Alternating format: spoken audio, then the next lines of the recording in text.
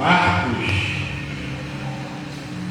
capítulo 10, versículos 46 a 52.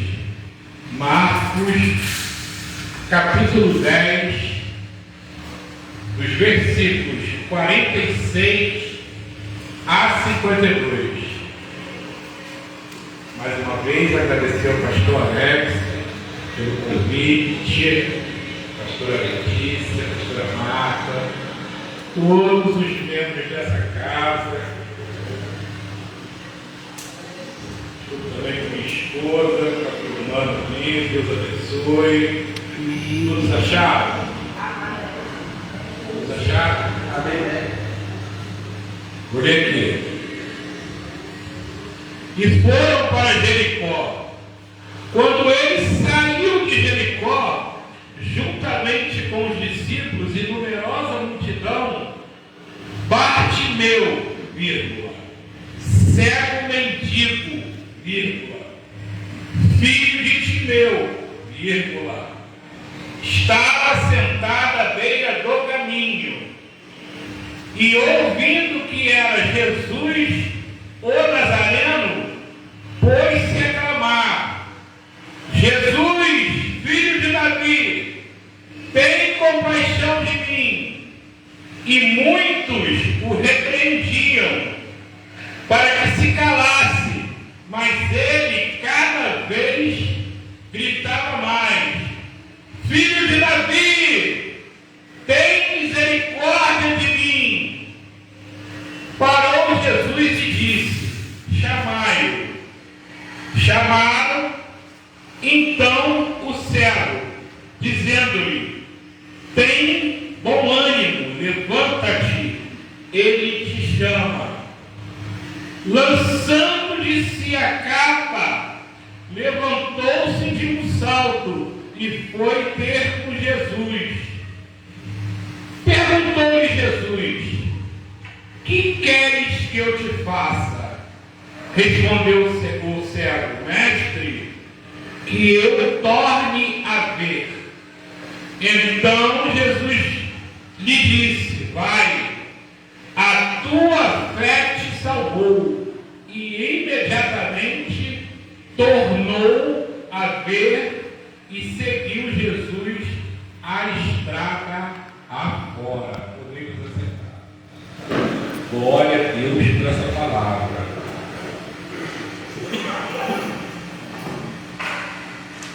Meus irmãos, Marcos, Lucas, Mateus, João fazem parte dos 4 evangelhos de Jesus Cristo.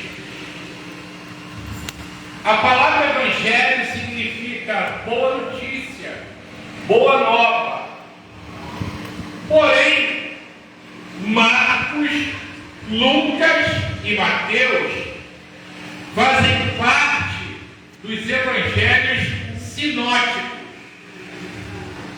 A palavra sinótico significa sim mesmo, ótico, olhar. Para você entender o que significa isso, para alguns que ainda não sabem o que é isso, vou botar de uma forma bem fácil para você entender o que é esse evangelho sinótico. Tu imagina uma montanha, e Marcos, Lucas e Mateus estão subindo essa montanha. Os 3 subindo ao mesmo tempo a mesma montanha. E Marcos, que escreve esse evangelho aqui, a qual eu acabei de ler, Marcos, ele é o mais objetivo. Ele quer chegar logo assim, logo no cume. Então ele é o mais apressado. Ele é o mais rápido. Já Lucas, ele sobe a montanha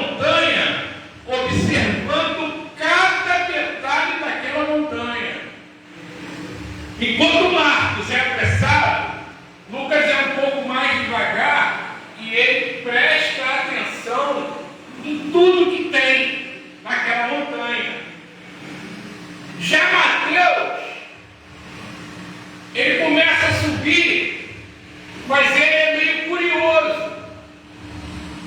Se naquela montanha tivesse uma casinha, ele iria lá naquela casinha, bateria a porta, aí quando o morador abrisse, ele iria querer saber quem foram os moradores desse local. Ele iria querer saber nome por nome.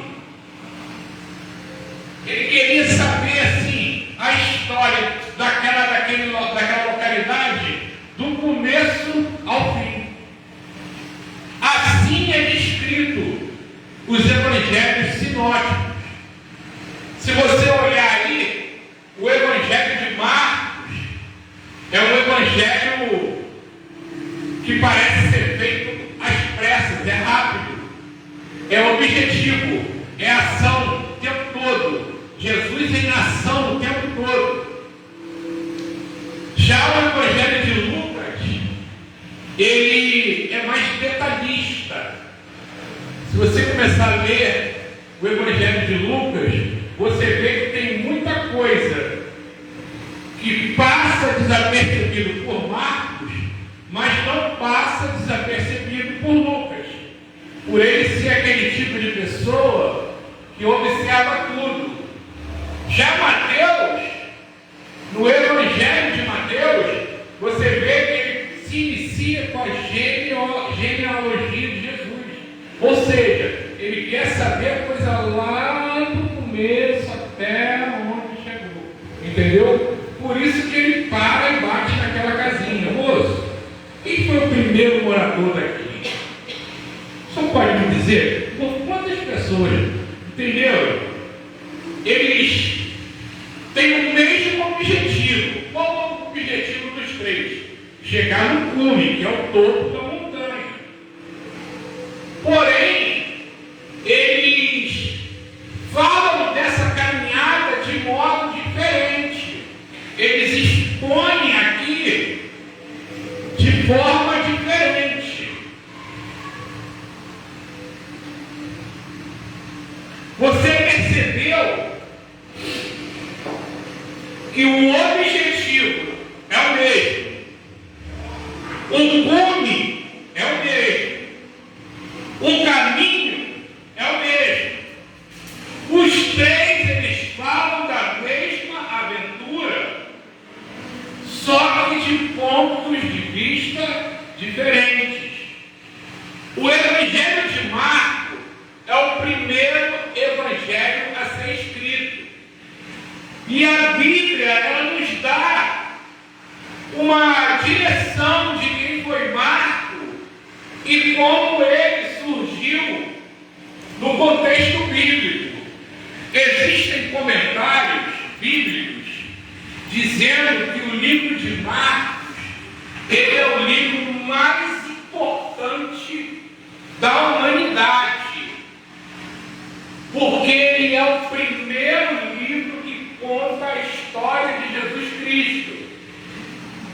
Sendo os evangelhos sinóticos de Lucas e de Mateus, você pode reparar que a maioria do que Lucas e Mateus escreveu está contido em Marcos. Então, o evangelho de Marcos foi a base para Mateus e Lucas. Comenta-se, vários comentários bíblicos, que ele é o livro mais importante da humanidade. Ele é o primeiro livro que faz relato diretamente de Jesus Cristo. Por quê? Porque Marcos, ele está escrevendo para os romanos. E os romanos não queriam saber de filosofia. Os romanos, eles não queriam saber de história. Eles queriam saber da ação. Por isso o livro é escrito dessa forma, de forma rápida. Parece que Jesus está ligado no 220. Ele cura, ele prega, ele faz diversas coisas. É uma atrás da outra. São 16 milagres, só tem uma parábola no livro de Marcos. É numa velocidade tremenda. Em Atos, capítulo 12, versículo 12, Pedro, ao ser libertado da prisão por um anjo do Senhor, ele vai para a casa de Maria, mãe de João Marcos. Olha só, considerando ele a sua situação, resolveu ir à casa de Maria, mãe de João, cognominado Marcos, onde muitas pessoas estavam congregadas orando. Isso é lá no livro de Atos, é onde começa a aparecer Marcos dentro do contexto bíblico.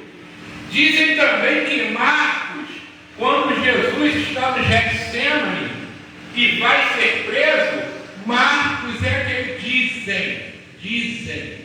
dizem, mas não tem fonte primária dentro da Bíblia, não tem comprovação dentro da Bíblia falando isso.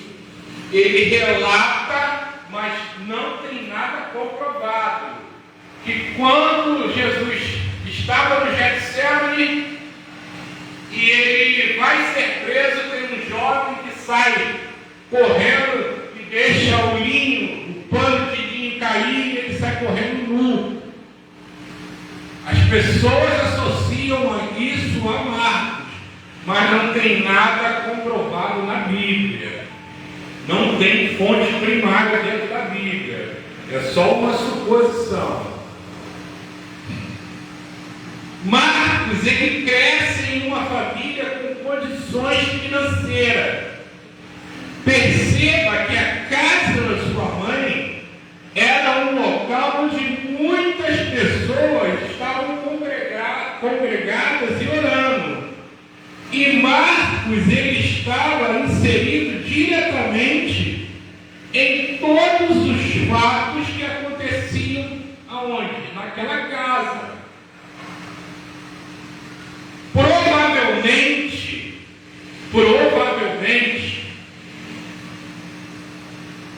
segundo também estudiosos da Bíblia, essa casa da mãe de Marcos foi a mesma casa onde Jesus fez a sua última ceia. Foi a casa também onde os apóstolos reunidos foram batizados com o Espírito Santo. Por quê? A mãe de Marcos, ela tinha uma condição financeira muito boa. Para que a igreja, naquele tempo, estivesse toda congregando naquele local, significa que o local era grande. O texto também diz que ela tinha até empregada. Só que o texto não fala do pai de Marcos. O texto não dá nenhuma pista sobre o pai de Marcos.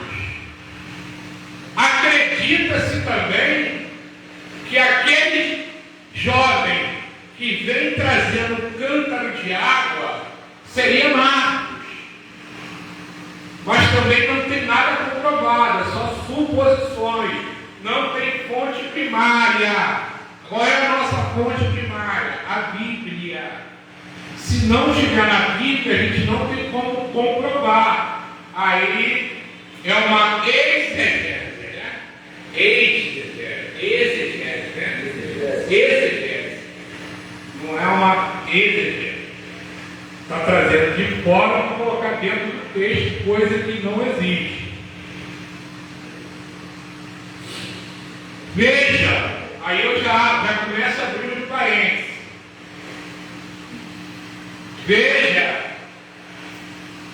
a importância da sua casa, da minha casa, ser um local de referência.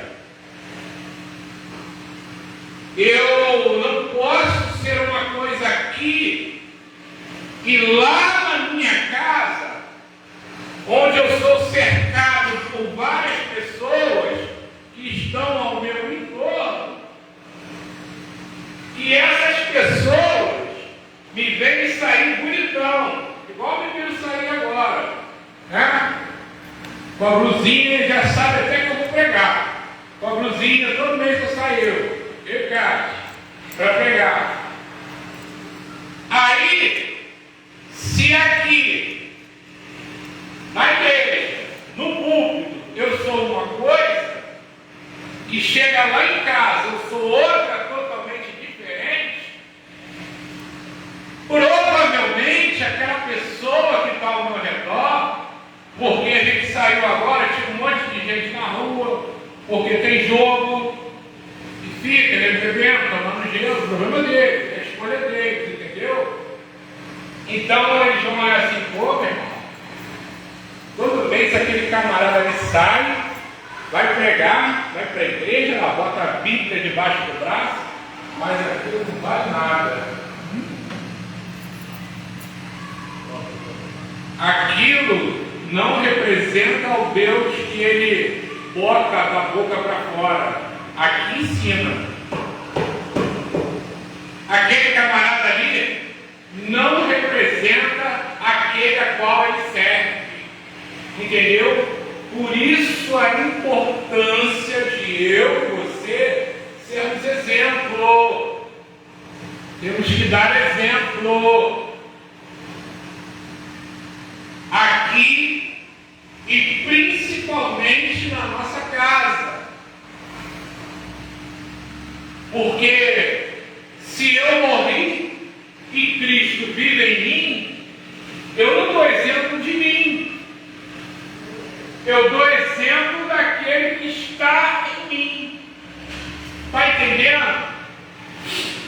E isso eu posso falar porque eu já trabalhei em Campo Grande, eu torno a dizer aquela velha história. Já cansei de ir em casas, de muitas e muitas casas, da qual, e não, é os crentes ali que brigam todo dia. De madrugada eu peguei um cara lá no centro de Campo Grande, camisa até aqui, camisa comprida até aqui, botão até aqui, tipo crente, tipo assim, sou crente. Meu amigo, o que você está fazendo aí? Estou aqui com a minha namorada. 2h da manhã ele estava com a namorada dele, sabe onde? A namorada dele, sabe onde? Lá no cantão. Aí eu falei assim, eu rodava ali há anos, eu conhecia ela. Namorada dele, sai aí. Tu és a namorada dele? Aí, falei, meu amigo, fala a verdade. Eu rodo aqui há 500 anos, eu conheço ela, eu sei que ela é prostituta. Tu saiu da igreja e veio, pegou ela e veio transar com ela. Você está entendendo? Tu está mentindo. Ela não é tua namorada. Aí caiu. Você está entendendo? Uma capa. Não podemos ser uma capa. Se quer ser uma capa, continua no mundo. Se quer ser uma capa, se não quer servir a esse que está aqui, fica no mundo, é melhor. Quando você vem para cá, não estou falando aqui no púlpito, não, para a igreja, tu atrai ele se aproxima. Ele se aproximando gera a reparação daquele que vem, porque ele sabe que você está no caminho, e o outro objetivo dele é te tirar do caminho, é te levar com ele, é te apresentar coisas maravilhosas para que tu fique ao lado dele.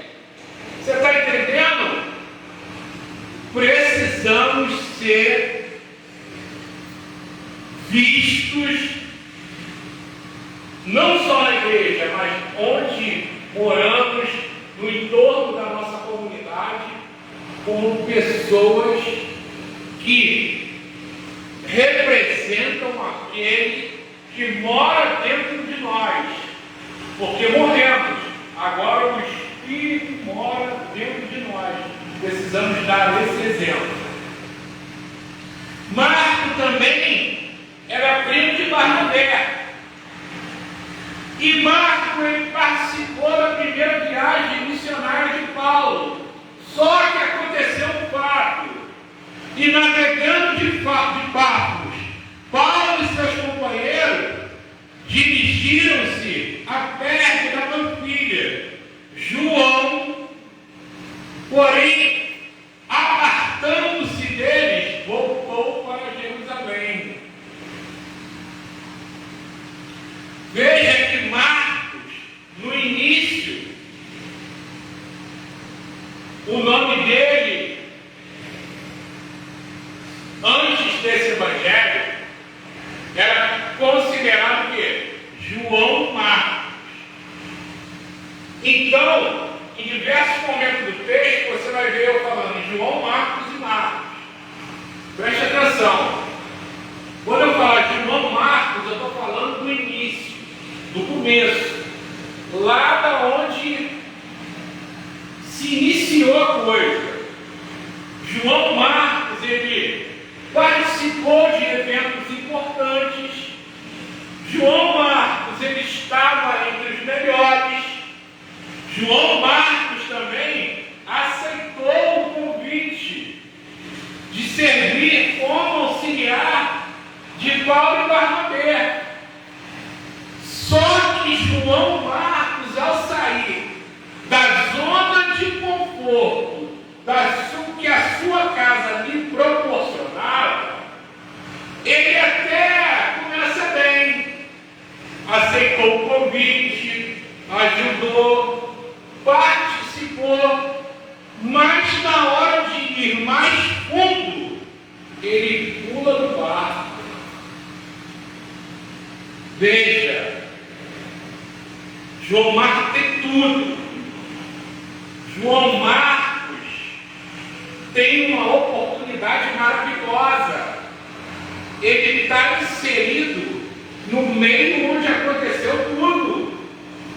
Ele está inserido no local onde pessoas foram testemunhas oculares daquilo. João Marcos não está ouvindo aquilo que aconteceu. João Marcos está ouvindo diretamente de quem viveu. Pedro, Paulo, Barnabé. Então ele está inserido naquele meio. O seu ministério se inicia naquele meio.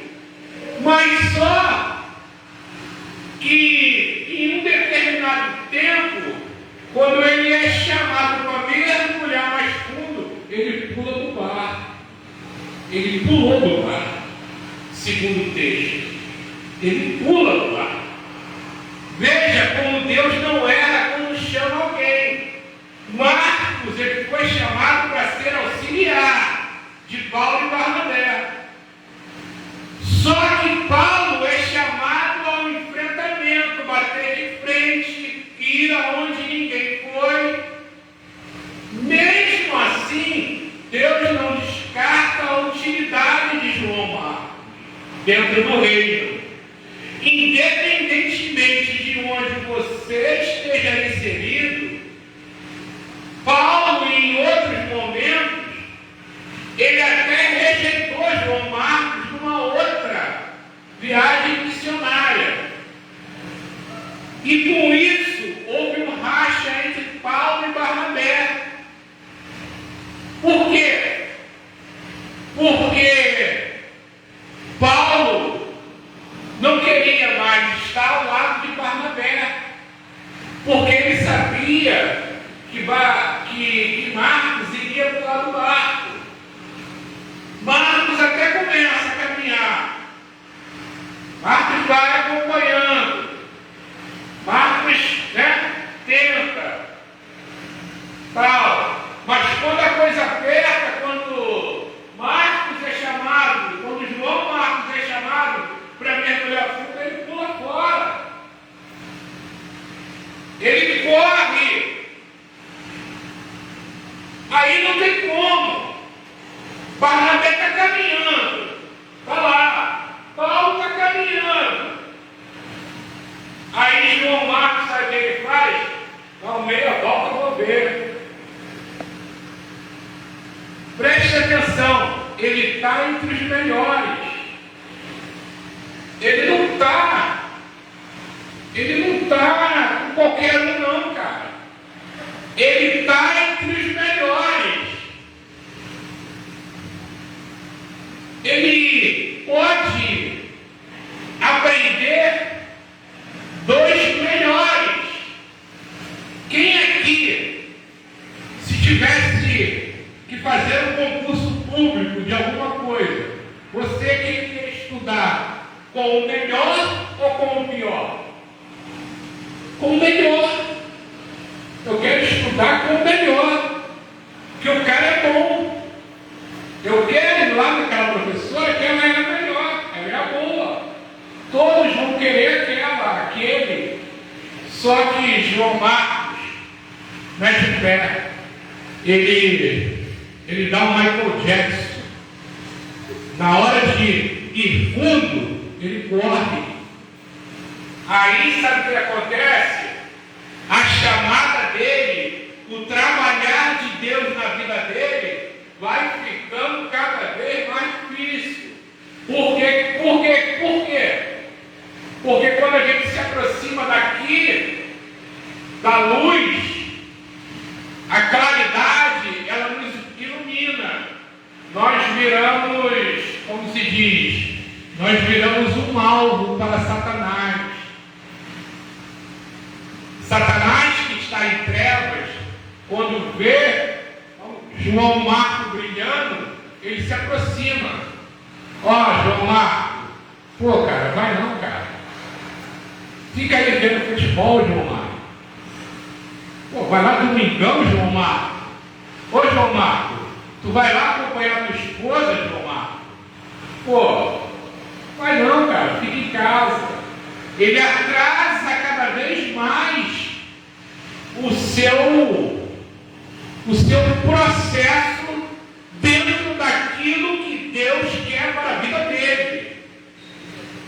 Existem pessoas que são chamadas igual João Marcos, para ser auxiliar. Existem pessoas que foram chamadas para ser apóstolos. Lembra a Bíblia? É diferente a chamada. Você vê que a chamada de Paulo é uma chamada combativa. Deus não erra.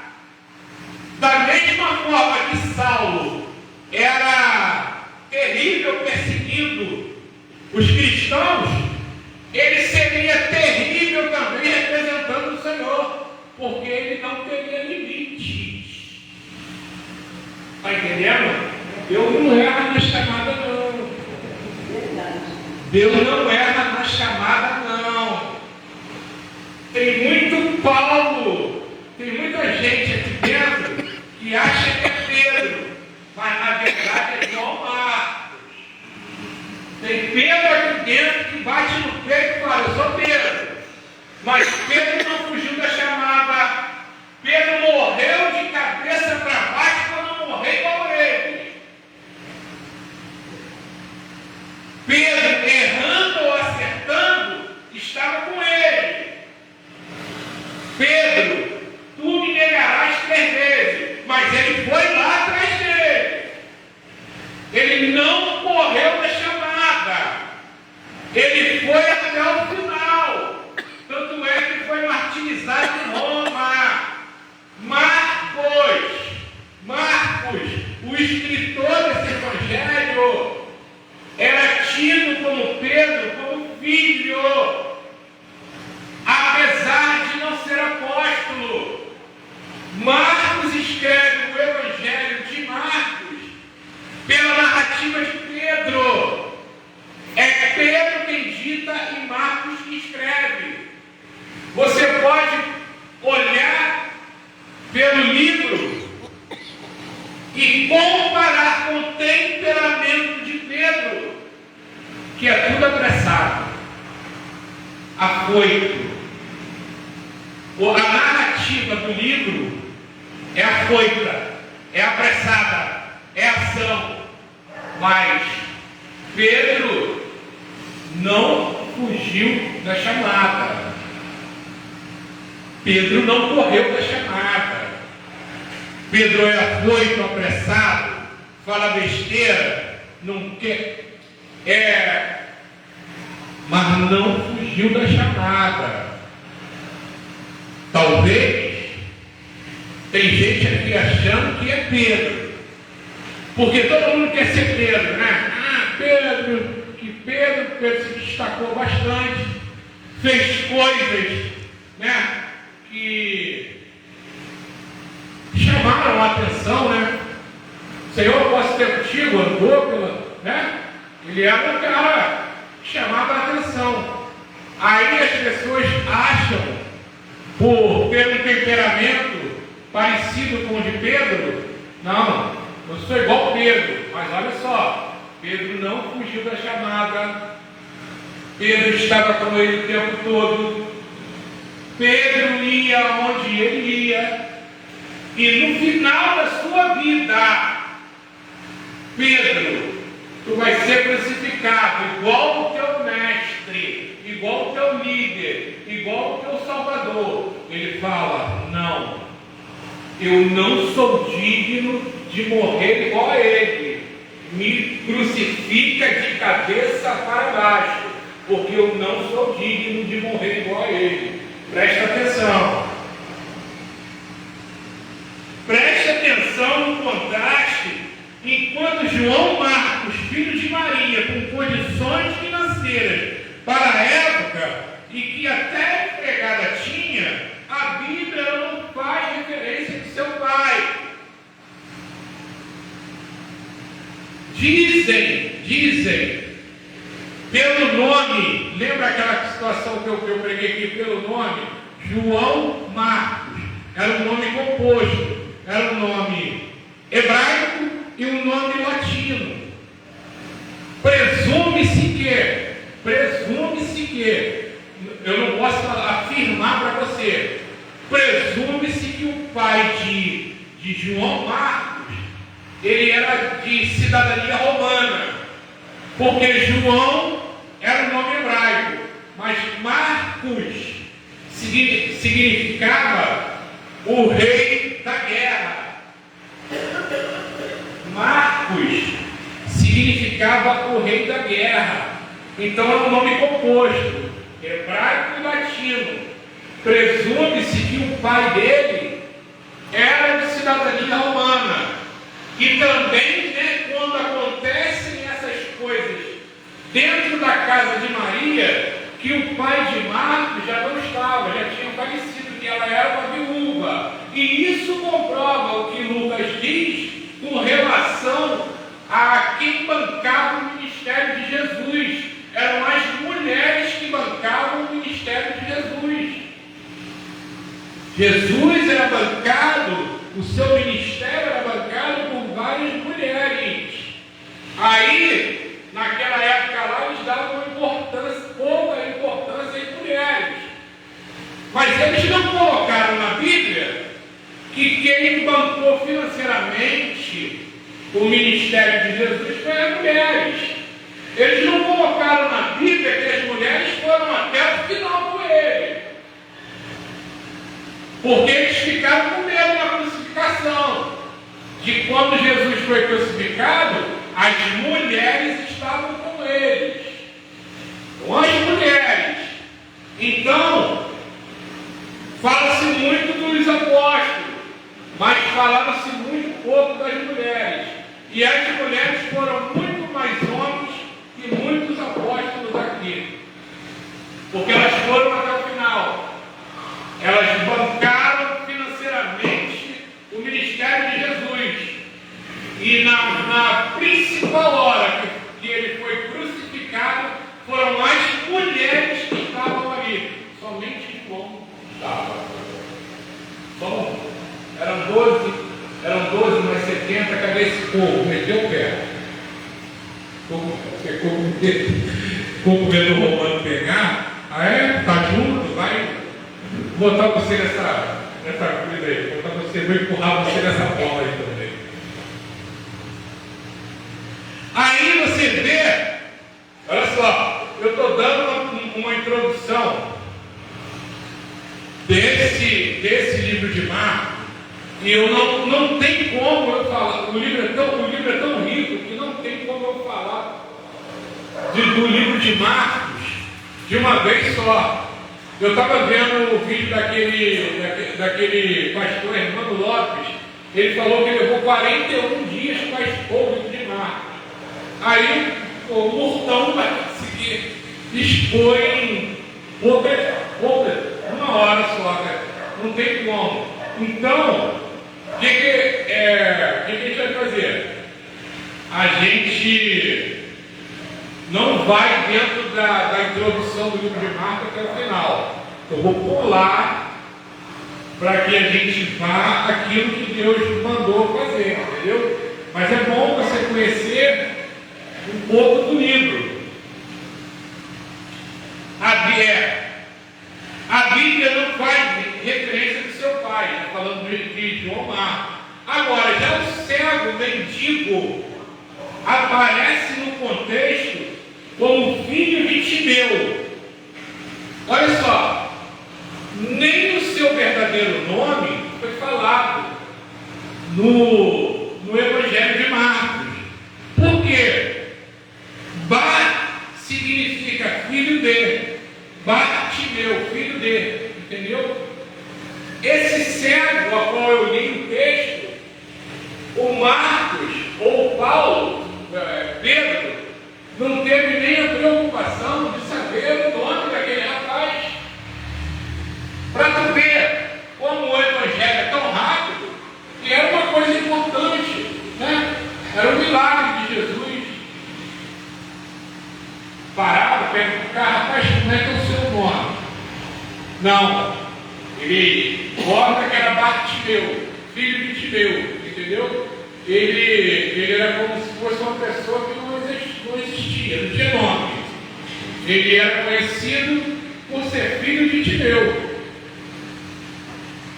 Enquanto um cresce em uma casa com condições financeiras e todo o conforto para a época, no início da sua caminhada, ele joga para fora a oportunidade de caminhar no colo. Isso João Marcos. Já Bartimeu, cego mendigo, precisa estar atento às oportunidades que a vida lhe impôs, devido às suas condições. Tudo na sua vida dependia da passagem de alguém. Preste atenção nisso. Tudo na sua vida, estou falando de Bartimeu, tudo na sua vida dependia da passagem de alguém. Mendigar é uma coisa, agora cego, mendigo é outra totalmente diferente. Mendigar, você tem condições de sair, pedir, mexer no lixo, se virar, pegar latinha na rua. Isso é mendigar. Agora, cego, mendigo é outra coisa. Cego, mendigo, ele é uma pessoa estática, ele é uma pessoa inerte. Tu já viu um cego mendigo aí por aí, onde você anda, ele andando, pedindo alguma coisa assim? Pode até acontecer, mas geralmente ele está parado em algum lugar, principalmente nessa época, que as ruas não tinham as mesmas condições que tem hoje. As facilidades do cego hoje são 1000 vezes melhores do que naquela época. Então, obrigava o cego mendigo a ficar estático, a ficar parado. A dependência do cego mendigo é total de quem passa. E como eu e você estamos estamos nos comportando como o mimado João Marcos à beira da saia da mãe, pedindo as coisas, e quando ganha, deixando jogado de lado, não se esforçando, começa algo e não vai até o fim. Bom que eu e você estamos inseridos dentro desse texto. Olha, a oportunidade está para todos, mas nem todos estão para a oportunidade. Eu sempre trago isso comigo. A oportunidade está para todos, mas nem todos estão para a oportunidade. Tem gente que pede algo, que quer algo, aí o pai, a mãe, a avó se esforça para dar. Só que quando ganha, deixa de lado, não se esforça, não trabalha para que aquilo ali que ela ganhou, ele ganhou, aquilo ali se concretize na vida dele, que ele se torne bom naquilo. É só mimo, só ganhar por ganhar. Porque ganhou, deixa de lado. Bartimeu, olha só, Bartimeu, mesmo com a sua condição precária, pois ele era, torna a dizer, pois ele era cego, mendigo. Ainda assim, quando a oportunidade entrou pelo seu ouvido, por quê? O texto diz que Jesus saiu de Jericó. Bartimeu enxergou quando Jesus saiu lá de Jericó? Não, era cego.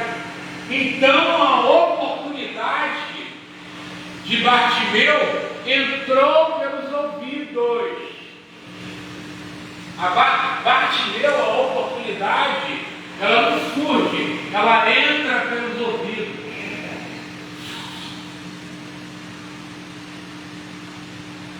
Ou seja, ele não dependeu de ninguém para conquistar o seu objetivo, mesmo em condições precárias à beira do caminho. Bartimeu dependeu de alguém? Não.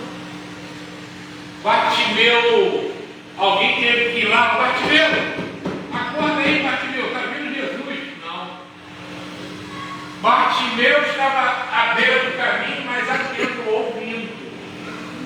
E quando ele ouve que a oportunidade estava saindo de Jericó, Bartimeu tinha a geolocalização dele. O que significa geolocalização? Você já viu? Vou dar o exemplo do jeito.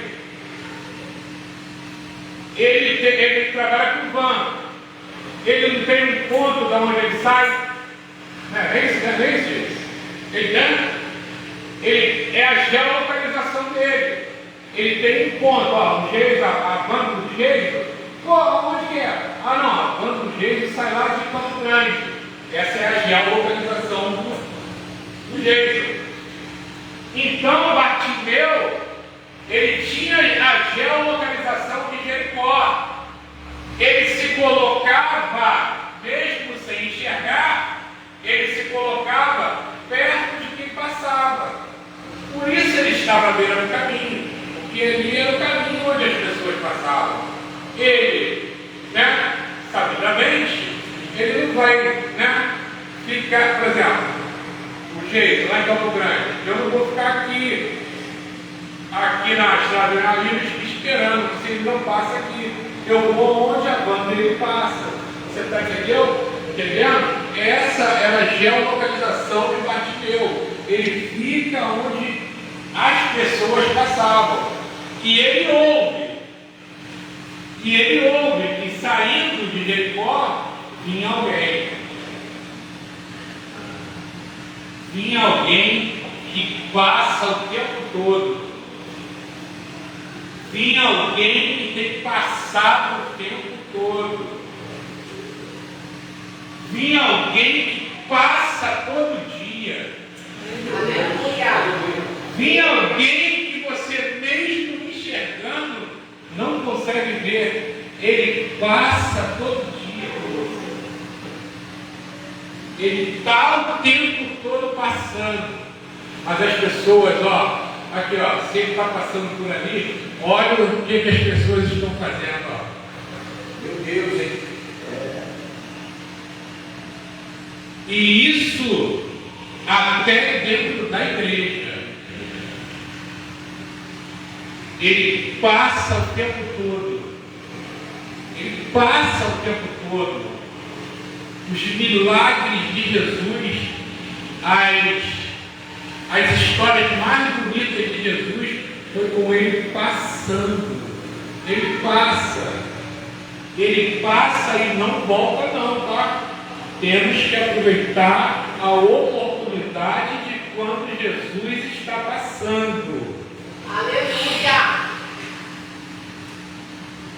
O princípio da bênção de Bartimeu começa a se tornar realidade quando ele ouviu, teve fé e agiu. Ele grita: Filho de Davi, tem compaixão de mim. Filho de Davi, tem misericórdia de mim. Imediatamente o repreenderam para tentar calar Bartimeu. Eles sabiam que Bartimeu não gritava por ajuda em primeiro lugar. Bartimeu reconheceu quem ele é. Filho de Davi, tem misericórdia de mim. Parou Jesus. Se ele fala: Jesus o Nazareno, tem misericórdia de mim, Jesus pararia? Sim ou não? O profeta é mencionado por Moisés, tem misericórdia de mim, ele pararia?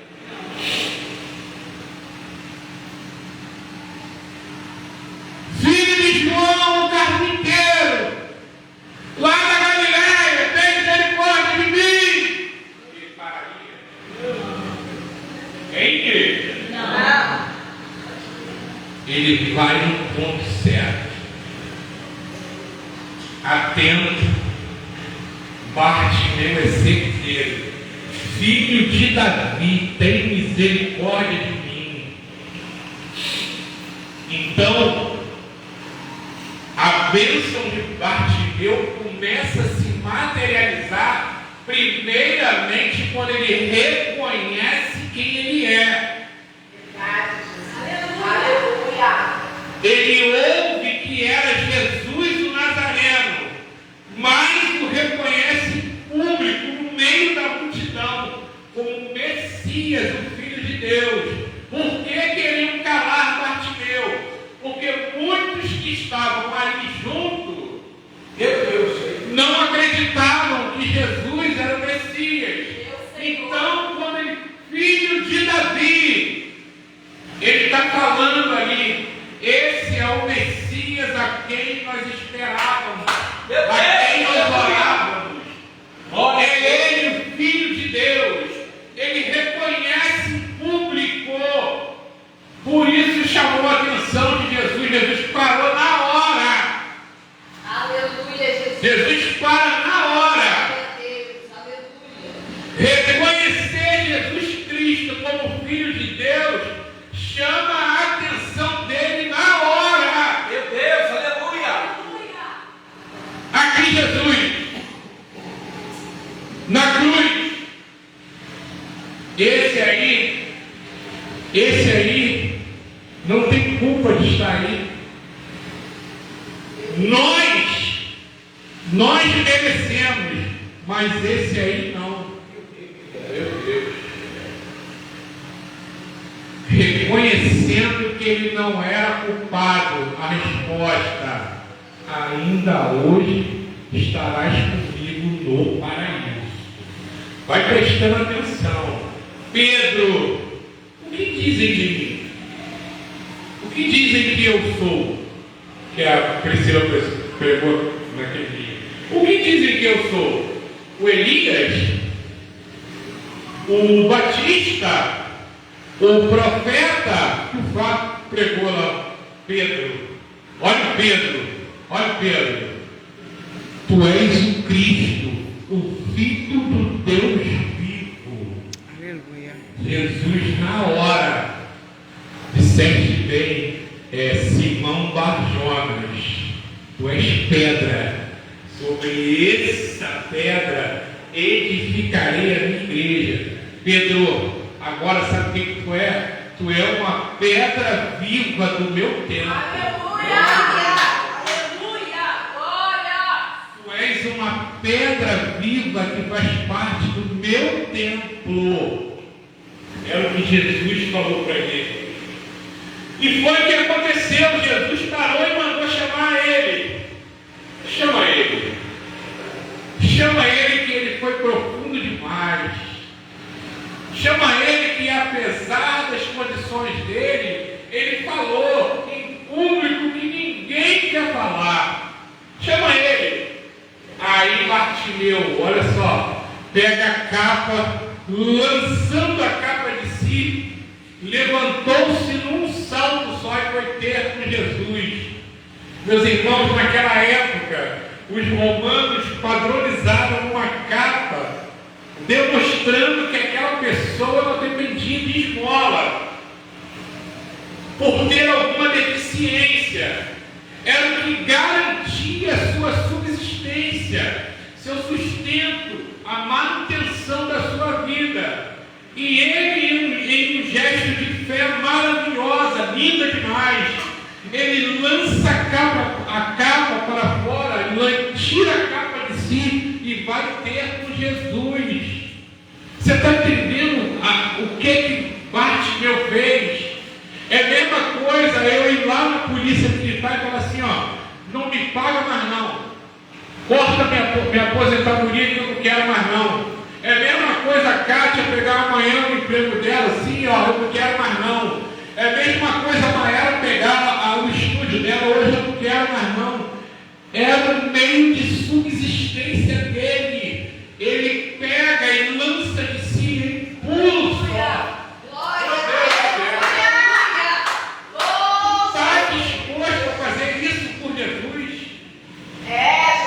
Tu enxerga, tu tem os 5 sentidos ativos. O camarada era cego, mendigo. Ele ouve a oportunidade, ele não vê não.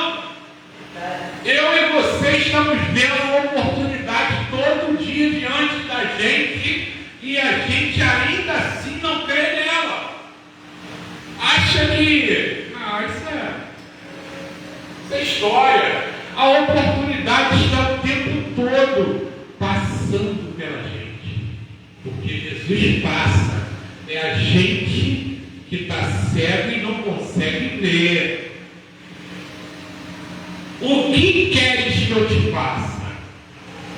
Olha o que Jesus fala para ele. O que queres que eu te faça? Bartimeu, torne a ver.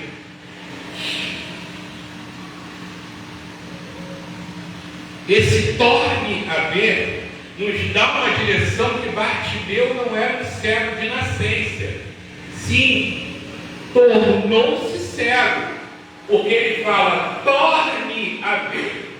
Significa que ele já teve visão. Senão ele falaria, que eu veja. Agora, que eu torne a ver é diferente.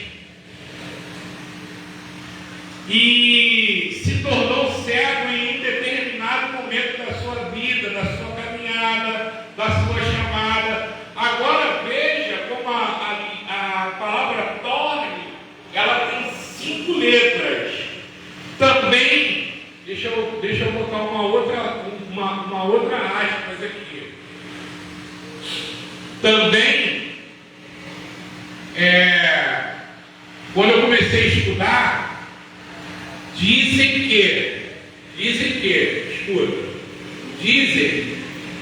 que o pai de Bartimeu era um general do exército de Israel.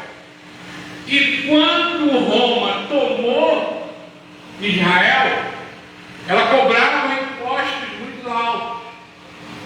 E o pai de Bartimeu, ele se revolta. Então, eles pegam o pai de Bartimeu, crucificam o pai de Bartimeu e pegam o primogênito e lhe arrancam os olhos. Para quê? Para que eles não se revoltassem. Só que o camarada que pregou isso, ele não deu fonte primária. Sabe o que ele falou? Está lá no livro de Flávio José. Aí eu fui lá ver. São 3 livros de Flávio José. Flávio José, ele fala assim de Timeu, mas não é esse Timeu aqui. Não é esse Timeu. Era um grego, era um artista. Não tem nada a ver com o Timeu da Bíblia. Não é isso.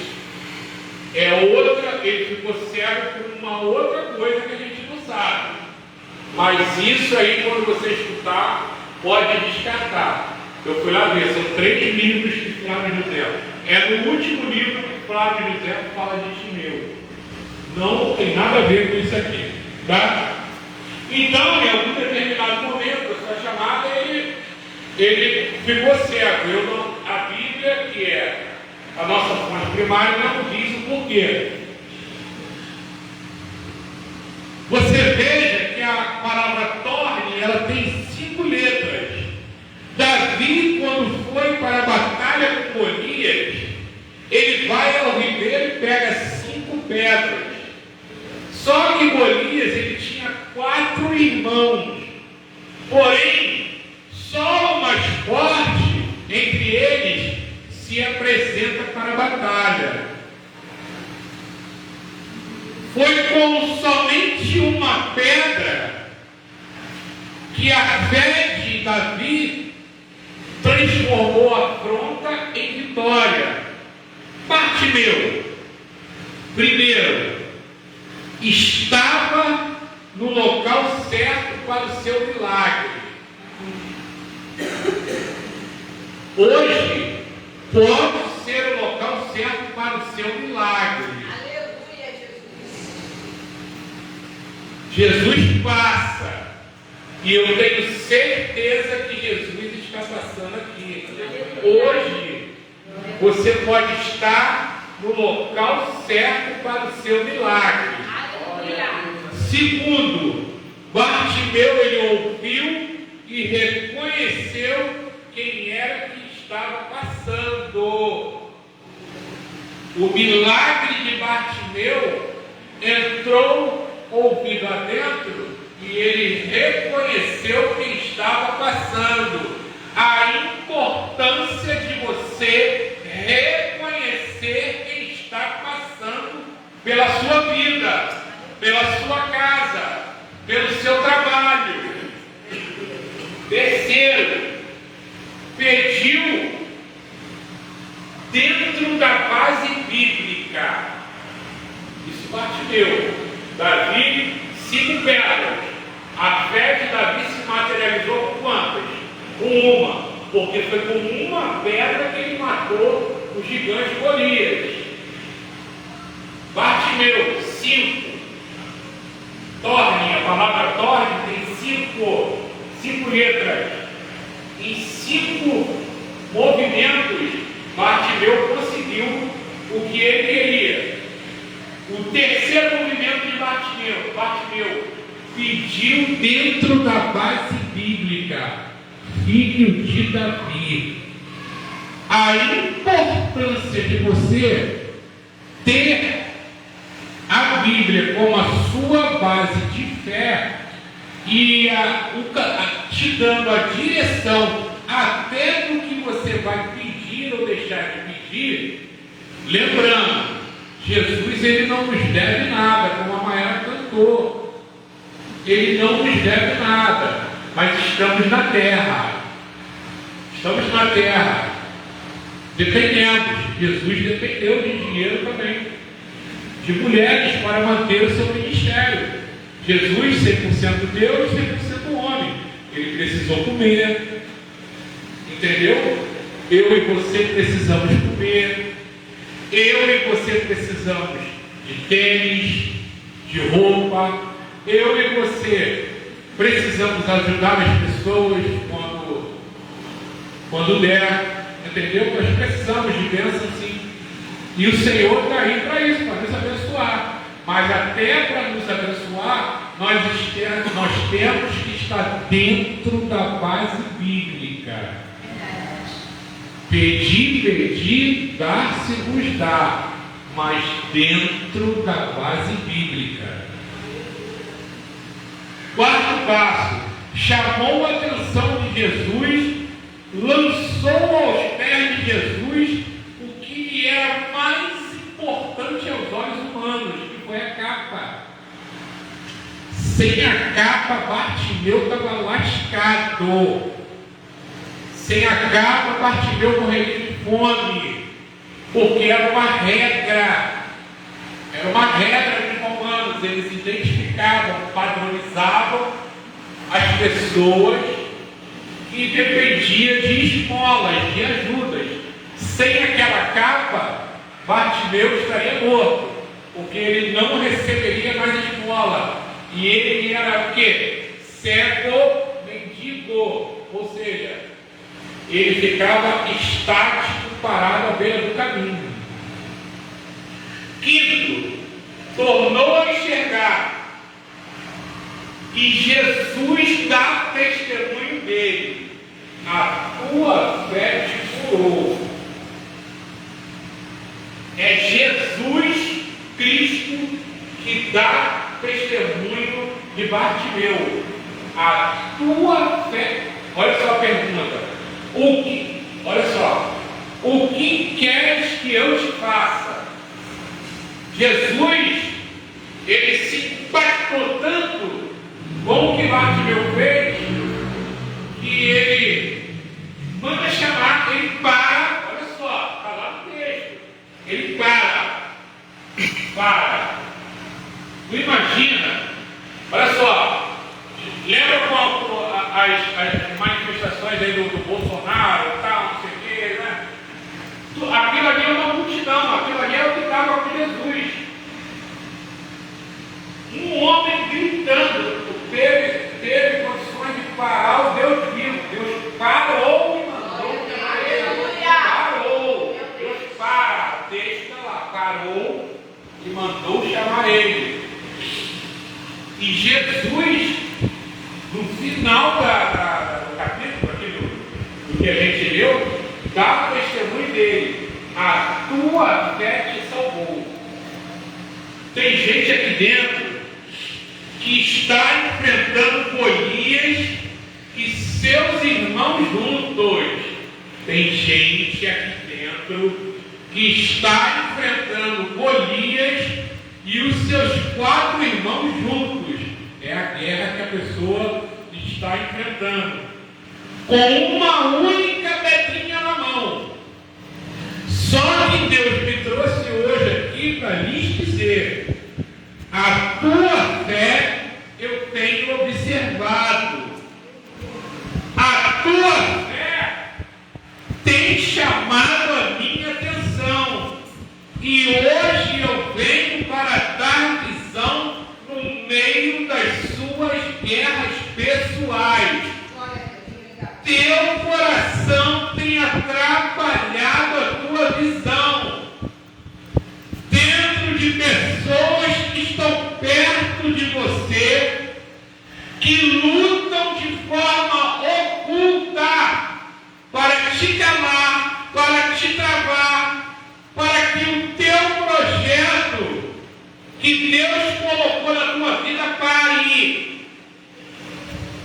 Deus, no dia de hoje, na noite desse dia, Ele está abrindo a sua visão espiritual. Aleluia. E você vai ver o que está oculto por de sorrisos e abraços. Eita, Jesus. Deus está descortinando muitas pessoas aqui hoje para não sei para quem. Você, a partir de hoje, tu vai começar a enxergar quem verdadeiramente está do teu lado. É o Senhor que está tirando essa venda dos teus olhos. Tem muito abraço, tem muito sorriso, mas tudo sorriso falso. Lá dentro do coração está dizendo assim: não vai dar certo não. Isso vai parar. Isso não vai para frente. Na verdade, eu vou fazer aquilo que eu passei um pouquinho. Mas quando Deus me deu isso aqui, eu vou rasgar aqui. Deus me deu isso para a Márcia, Deus me deu isso para a Maiara e para a Kátia.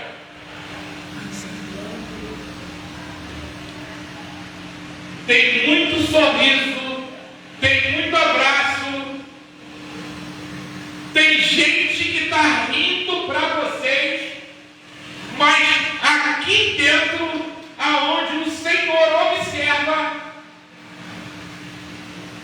meu Deus do céu, eu estou sentindo aqui.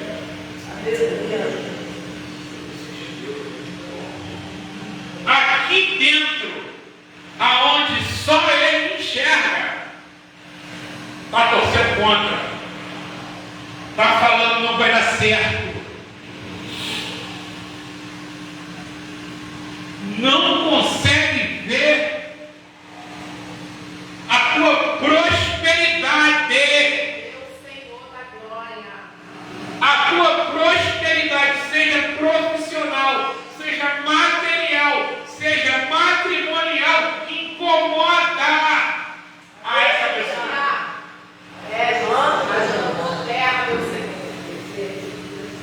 E não sou eu, limitado do jeito que sou, que vou dizer para você: eu sei quem é, eu posso te dar nome, eu estaria mentindo aqui. Eu não estou vendo ninguém, mas o Senhor me trouxe aqui e falou comigo: eu vou tirar a venda dessas 3 pessoas. A partir de hoje, elas vão enxergar que muitos sorrisos e abraços são tudo falsidade. Falsidade. E o Senhor jogue por terra toda a falsidade contra essas pessoas que eu falei e contra todos os membros dessa igreja. Jogue toda a falsidade por terra. Toda inveja, inveja da tua família, inveja do teu desenvolvimento, luta contra o teu desenvolvimento, tem ódio de ver, incomoda, acha que está fazendo, que você não está fazendo a coisa certa, porque só ela sabe fazer do modo certo. Não é isso. Deus, na noite desse dia, está abrindo os olhos espirituais de Kátia, de Maiara e de Márcia. Muita falsidade contra vocês 3. E vocês de coração aberto. Não é verdade. Vocês estão de coração aberto. E isso chamou a atenção do Senhor. Isso não é justo. Isso não é justo. E Deus não compactua com injustiça.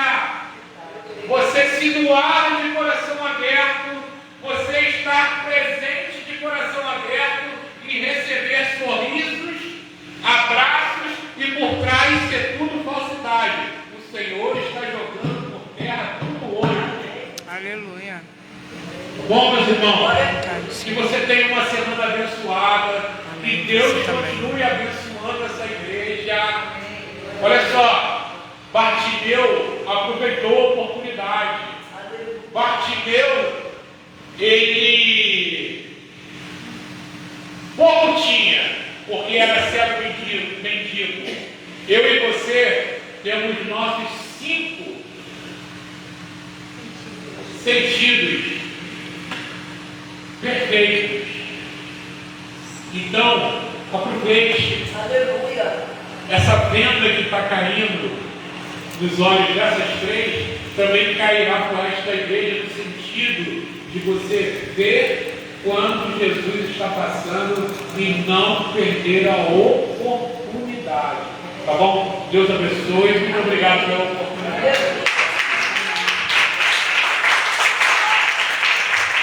Glória a Deus, aleluia. Deus continue.